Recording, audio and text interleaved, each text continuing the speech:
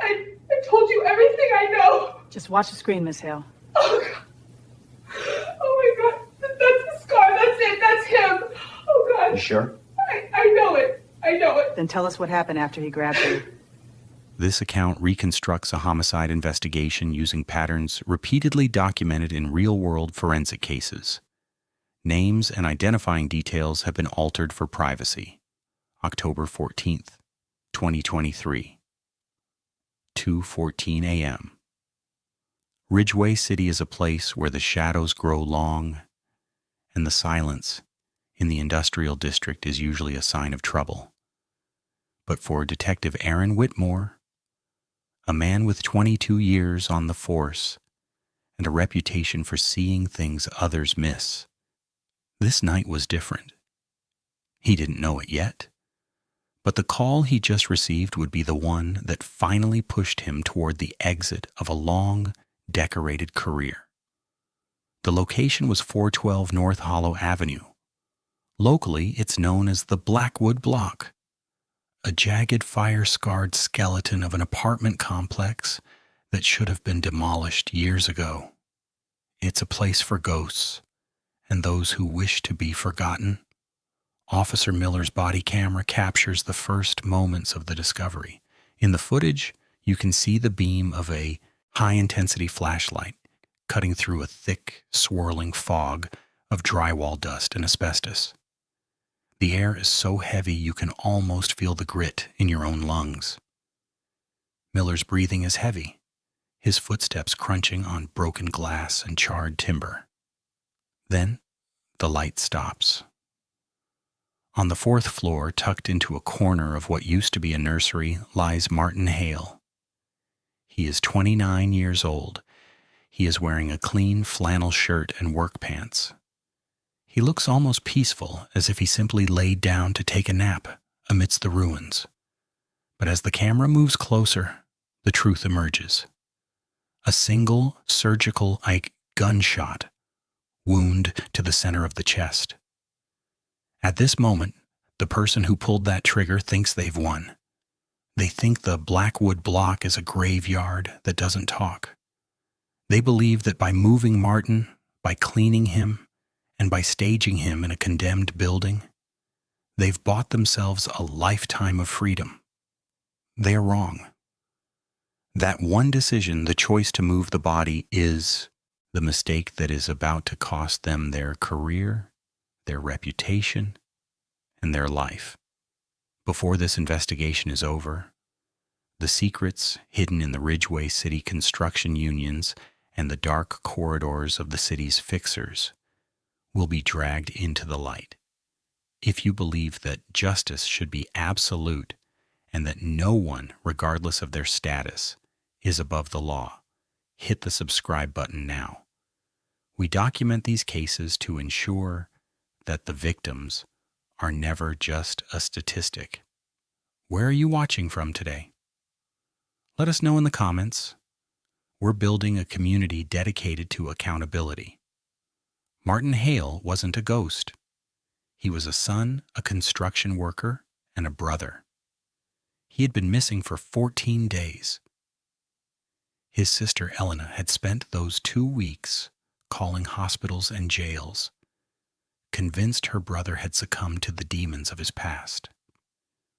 She didn't realize that while she was searching the streets, Martin was already gone. Detective Whitmore arrives on the scene at 3:05 a.m. The crime scene photos, which we've reconstructed for this report, show a disturbing level of cleanliness. Despite a fatal wound to the heart, there isn't a single drop of blood on the floor. No drag marks in the dust, no pooling, no spatter on the peeling wallpaper.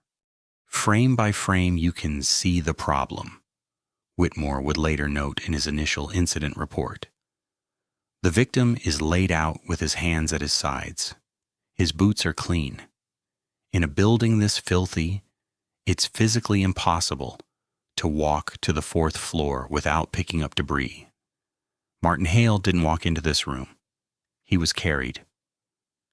This wasn't a crime of passion. This was a disposal. As Elena Hale sat in that cold interrogation room, hours later, looking at the scar on her brother's shoulder, she wasn't just identifying a body. She was realizing that every person she thought Martin trusted was now a suspect. The investigation was just beginning, and the first question Whitmore had to answer was simple. If there's no blood in the Blackwood block, where's the real crime scene? And more importantly, who had the keys to a condemned building?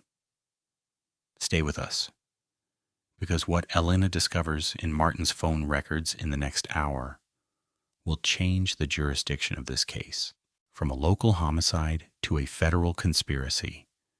What is the standard procedure when a body is found at a secondary location?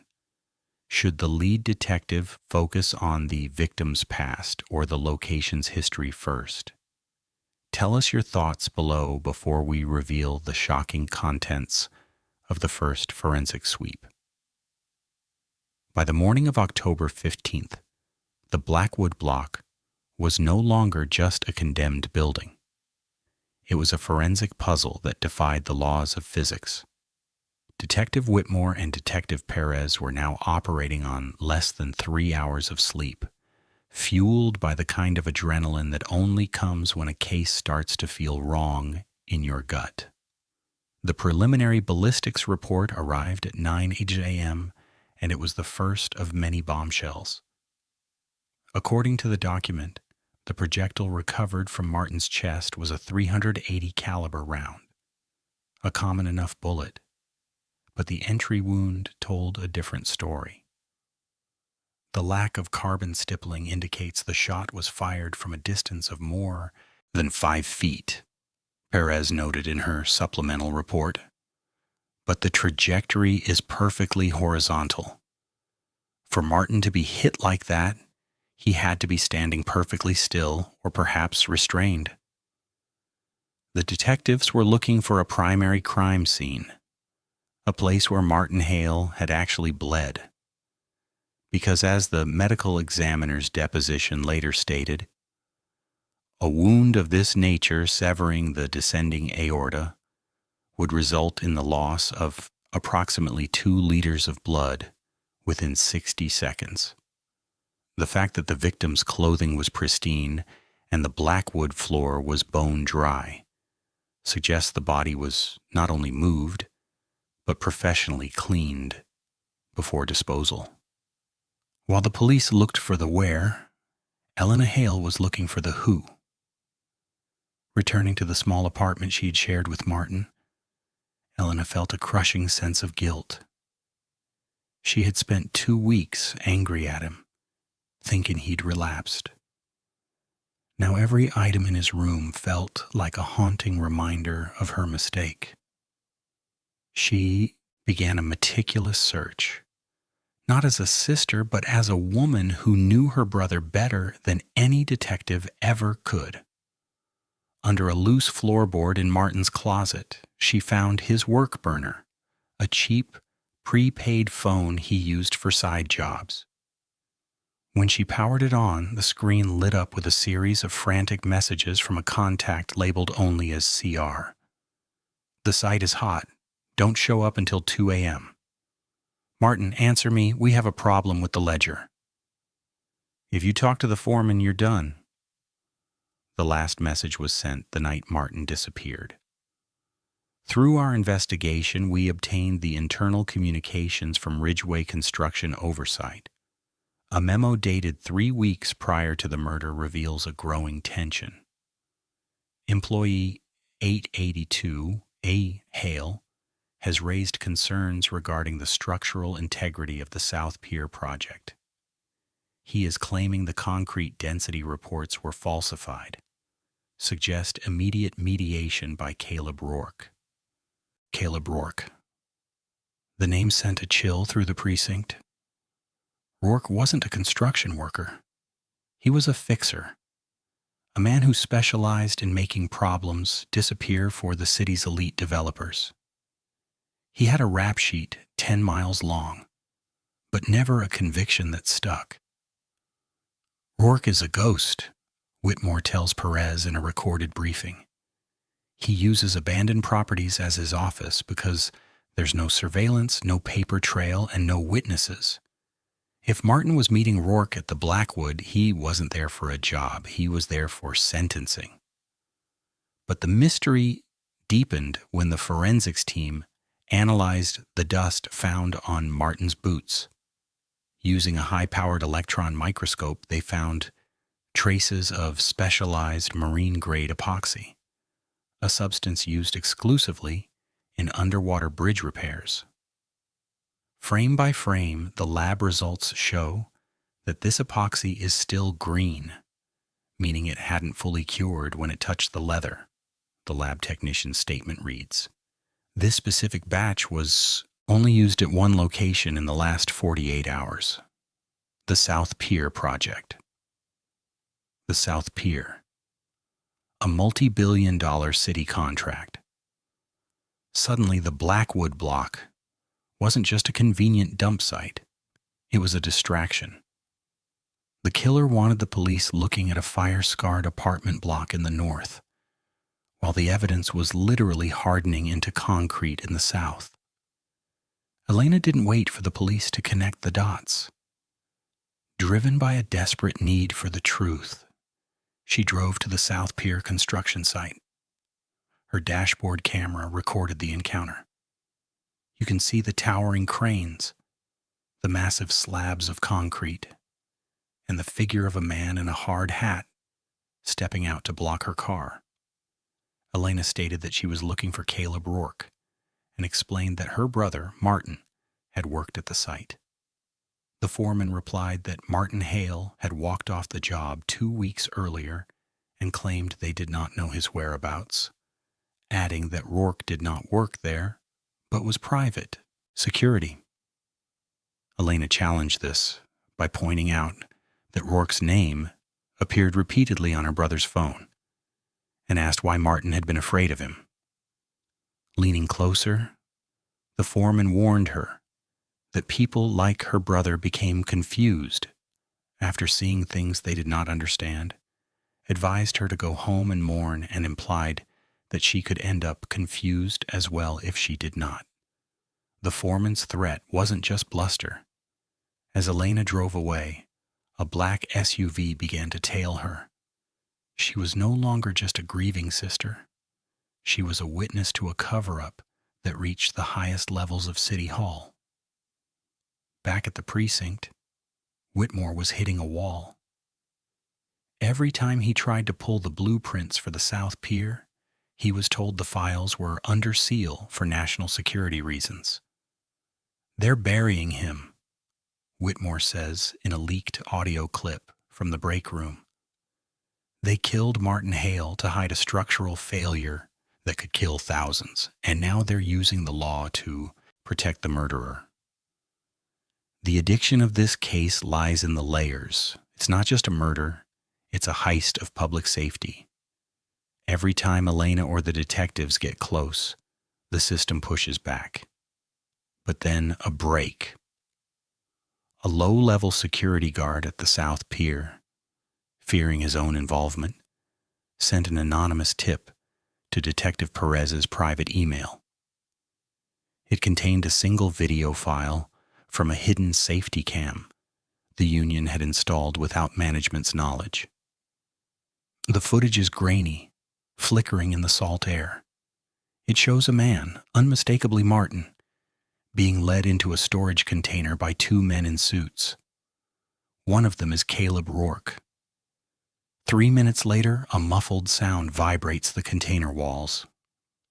Rourke walks out alone, wiping his hands with a white cloth. The timestamp, October 1st, 11:42 p.m. This was the transformation point. Martin Hale wasn't killed at the Blackwood. He was executed in a shipping container at the South Pier. But if the police have the video, why haven't they made an arrest?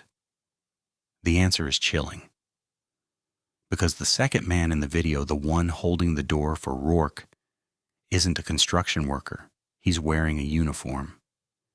In a case where the authorities might be involved in the cover-up, Who can a victim's family truly trust? Should Elena take the evidence to the media, or will that only put a larger target on her back? Leave your theories in the comments. The next act reveals a betrayal that no one saw coming. The moment the grainy safety cam footage from the South Pier played in the dark of Detective Perez's private office, the entire gravity of the investigation shifted. It wasn't just about a fixer named Caleb Rourke anymore. It was about the man standing next to him.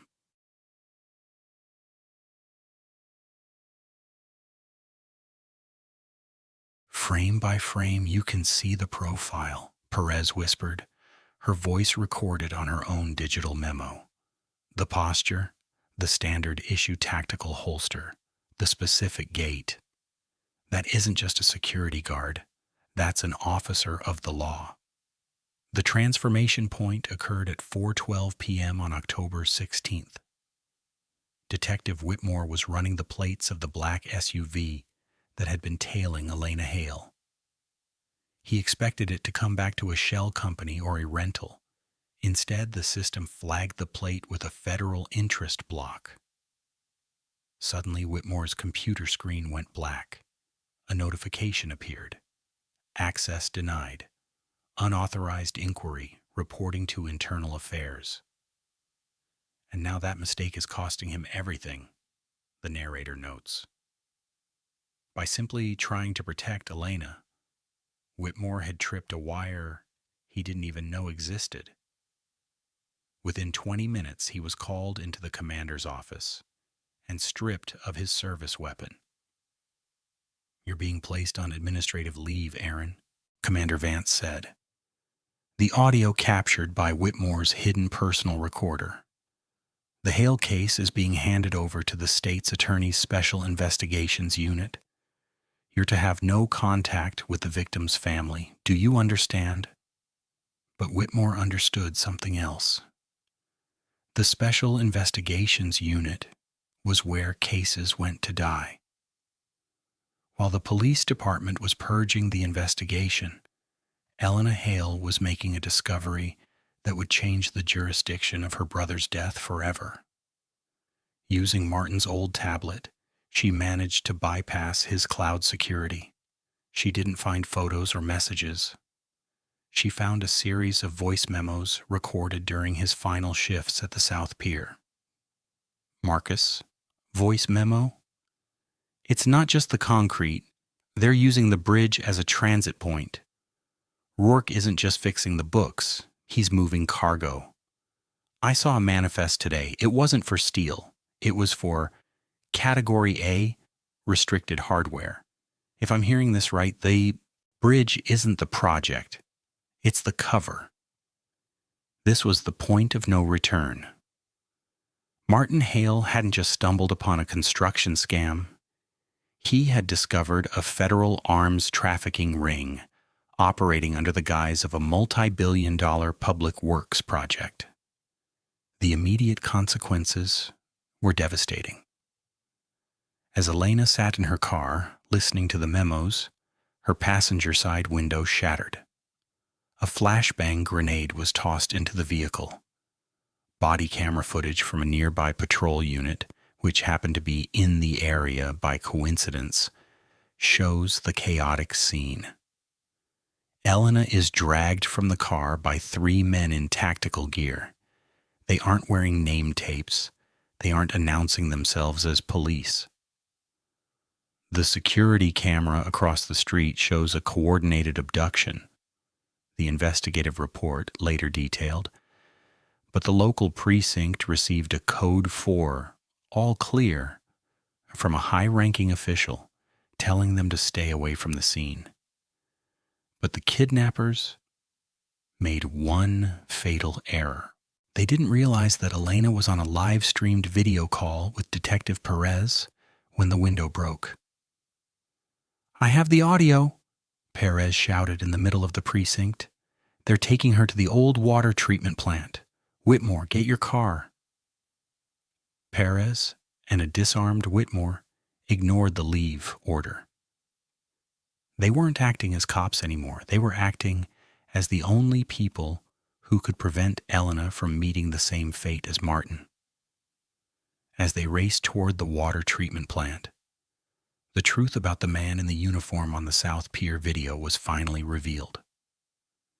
Perez had run a facial recognition scan through a private database she'd accessed during her time in the Chicago PD. The match? Deputy Chief Robert Sterling, the man in charge of the city's anti-organized crime task force. The realization hit like a physical blow. The fixer Caleb Rourke wasn't just working for developers. He was the bridge between the city's underworld and its top-tier law enforcement. Martin had been silenced, not because he knew about bad concrete, but because he was about to expose the fact that the deputy chief was the architect of a criminal empire. Federal authorities were triggered automatically the moment Perez uploaded the voice memos to a secure FBI whistleblower portal. The Hale case was no longer a local homicide. It was a national security threat. He was killed because he was a hero, not a victim, the narrator reflects. The act ends with a chilling visual. Whitmore and Perez pulling up to the darkened water treatment plant, only to see Deputy Chief Sterling's personal vehicle parked out front. Beside it stands Caleb Rourke, holding a white cloth, just like he did in the shipping container. Elena is seen in the background, bound and gagged, being led toward the edge of a massive open-air filtration tank. If the man supposed to protect the city is the one leading the execution, where can you turn for help? Is it too late for Elena, or will Whitmore's final act of defiance save her? The next act documents the complete collapse of a criminal dynasty. The night of October 16th didn't end in another silent disposal. Instead, it ended in a hail of gunfire and the screeching tires of federal intervention. The dash cam footage from Whitmore's personal vehicle is chaotic, the narrator explains as the scene unfolds. You can see the silhouettes of Rourke and Deputy Chief Sterling against the harsh industrial floodlights. They thought they were finishing the job. They didn't realize the world was finally watching. When Whitmore and Perez breached the perimeter, they weren't alone for long. Because Perez had bypassed the local dispatch and hit the panic button on the FBI whistleblower portal, a tactical response team from the Bureau's field office was already in the air. As the federal helicopters descended, the consequences cascade began in real time. We have obtained the court-admitted audio from Deputy Chief Sterling's wiretapped phone during those final minutes. Sterling, speaking on the phone, urgently reported that their operation had been compromised and ordered Rourke to put the girl in the tank immediately and move. Rourke responded that there was no time because federal agents had arrived, accusing Sterling of previously assuring him that the perimeter was secure. Sterling clarified that he had only meant the local perimeter and stated that he could not stop the Bureau, insisting that Rourke carry out the order. But Rourke didn't do it. In a moment of pure self-preserving cowardice, the fixer dropped his weapon and put his hands up, leaving Sterling standing alone with a smoking gun and a shattered legacy. Goes terribly wrong is an understatement. Sterling attempted to flee in his department-issued vehicle, but he was pinned between a federal Bearcat and Whitmore's sedan. The impact was captured by multiple angles, showing the once powerful deputy chief being dragged from the wreckage, his face bloodied, his gold shield falling into the gutter. By 3 a.m. on October 17th, the federal clean sweep was underway. This wasn't just about one murder anymore. Expert witness statement from Special Agent Martin Thorne of the FBI's Public Corruption Division. The investigation into the South Pier project revealed a systematic diversion of federal funds totaling over $400 million. The bridge wasn't just a transit point for illegal hardware. It was a multi-year money laundering operation sanctioned by the highest levels of Ridgway City law enforcement. The legal proceedings that followed were a masterclass in institutional destruction. Because Martin Hale had recorded those voice memos, the prosecution had a roadmap to the rot. During the preliminary hearings, the testimony was devastating. We have the quotes from the deposition of the South Pier foreman, who turned state's evidence to avoid a life sentence. The prosecutor asked whether Deputy Chief Sterling had ever visited the site in person. The foreman testified that Sterling came every Tuesday, meeting Rourke in the container to review the manifests.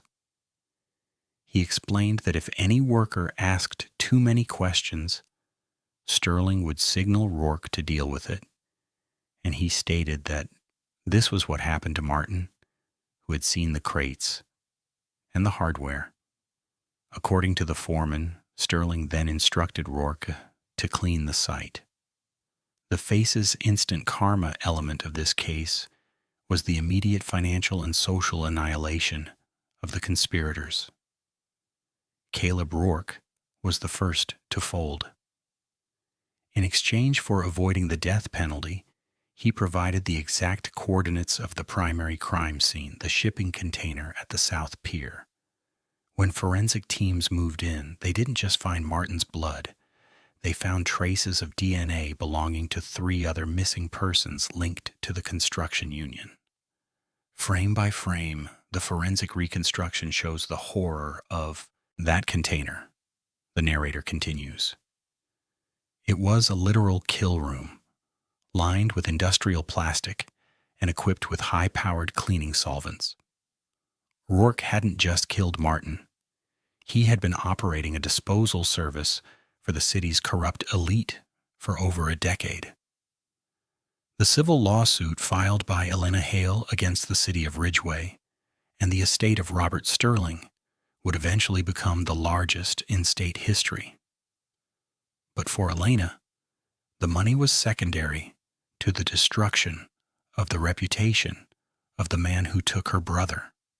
Sterling's personal life imploded within 48 hours.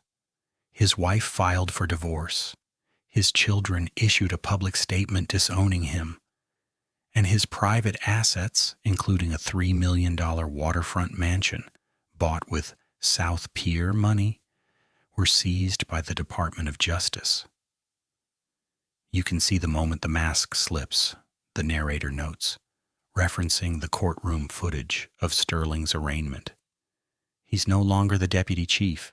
He's just an old man in an orange jumpsuit, realizing that the power he thought he had was nothing more than a temporary loan from the people he betrayed. But the most shocking revelation was still to come. During the discovery phase, it was found that the Blackwood Block, the fire-scarred building where Martin was found, was actually owned by a shell company controlled by the mayor's office. The cascade was reaching the top. The specialized procedural knowledge that Whitmore had used to start the case was now the very thing tearing the city apart. Is one brave person enough to topple an entire city government? As the federal charges mount, will the mayor be the next to fall, or is there one more secret buried in the concrete of the South Pier? Give us your verdict in the comments. Does a life sentence ever truly balance the scales for a life taken? The final sentencing hearing took place on a gray Tuesday in November, exactly 1 year after Martin Hale's body was recovered from the Blackwood Block. The courtroom was packed, not just with media, but with the families of the other missing workers whose names had been unearthed in the South Pier investigation. The footage from the gallery shows a sea of faces seeking justice. the narrator observes. And at the front, sitting in the first row, is Elena Hale.